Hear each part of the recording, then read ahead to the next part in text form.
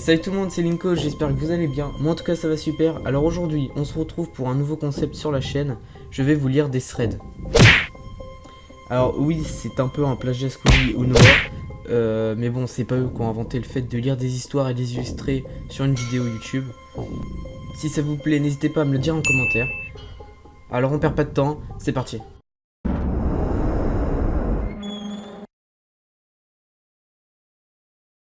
Bonjour, je m'appelle Maxence, je viens de découvrir Reddit et écris ce qui m'arrive depuis quelques jours, car j'ai besoin de parler avec d'autres personnes. J'ai 14 ans, je suis en troisième. Ma mère est partie il y a peu de temps à Paris, pendant un mois pour son travail. Je n'en sais pas plus. Mes parents sont séparés, et mon père habite loin d'ici. Je n'ai pas beaucoup de famille par ici. Ma mère préfère s'isoler. Elle a toujours été comme ça. En partant, elle a veillé à me laisser les clés de la maison, de la boîte aux lettres, etc. Elle m'a laissé ses responsabilités pour m'occuper de la maison. Seul, je sais me débrouiller pour faire à manger, 2-3 bricoles. Je reste sur un emploi du temps précis. Le matin, je pars au collège à 8h. En prenant le bus, je reviens à 17h. Bref. Voilà. Si j'ai besoin de vous parler aujourd'hui, le 14 septembre, c'est pour vous raconter quelque chose qui ne me paraît pas normal. Pas du tout. Tout commence le jour du départ de ma mère, le 1er septembre. Elle m'annonce son retour pour le 29 septembre et me dit de prendre soin de moi. Elle part vers 13h, après avoir mangé. Je passe une journée tranquille, je reste chez moi. La rentrée n'était que le 4 septembre. Je passe une journée sans mouvement, à jouer à la play. Je fais à manger le soir, puis décide d'aller me coucher. Je me réveille à 2h du matin, en entendant toquer à la porte 3 fois, et me dit que c'était sûrement le bois de la maison qui craquait. Et je m'en rendormis aussitôt, et me réveilla le lendemain. Cette fois, je décida de sortir avec mes amis et de discuter. Ce qui s'était passé à 2h m'était sorti de la tête. Je rentre chez moi, ouvre la boîte aux lettres et vis un mot. Un papier arraché de quelque chose, avec marqué A. Ah! Je le laissa sur la table.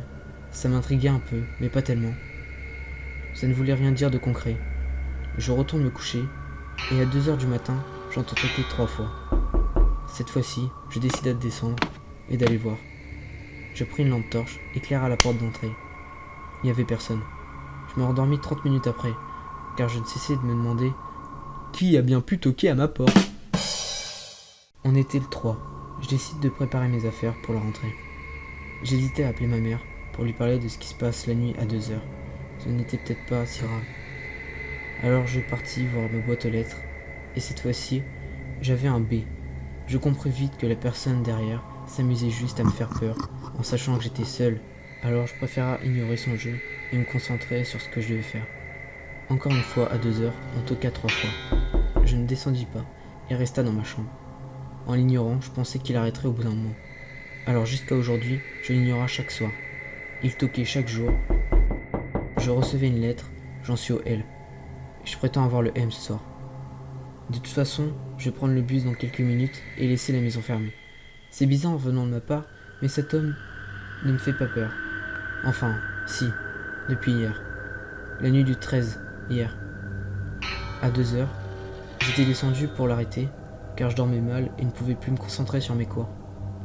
J'avais mis un réveil quelques minutes avant 2h et m'étais caché dans le noir en surveillant la porte pour voir le visage de celui qui toque sans cesse et le coincer.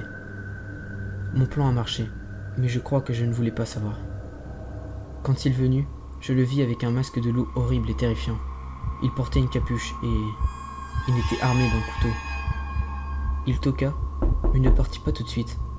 Sa tête, cachée par ce masque horrible, se tourna vers ma cachette. Pourtant c'était impossible qu'il voie où j'étais. Il faisait vraiment noir, mais il m'avait vu et me fit coucou lentement, puis partit en cognant un gros coup contre la porte. Je ne pouvais pas retenir mes larmes. Ce gars était capable de défoncer la porte. J'avais très peur.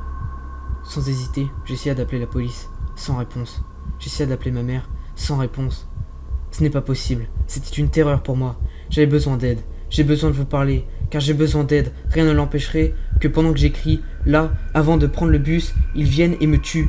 La ligne téléphonique m'empêche d'appeler et d'envoyer un message à qui que ce soit. La seule chose que je peux faire est de vous parler.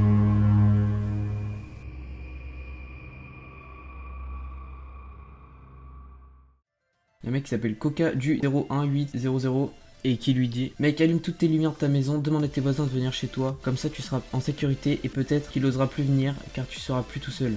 Je flippe, t'habites où? Mais heureusement, Cambor27, donc l'auteur de ce thread, lui répond: j'habite dans l'Est, mais pas de problème, c'est tout inventé, je compte bientôt sortir la suite. Donc bravo à Cambor27 pour cette histoire, qui est plutôt flippante et bien réussie. N'hésitez pas à me dire en commentaire si ce concept vous a plu, j'en ferai peut-être d'autres. Merci d'avoir regardé la vidéo jusqu'au bout, n'oubliez pas que vous êtes unique, votre histoire est unique, profitez de la vie. Allez, salut tout le monde. Run.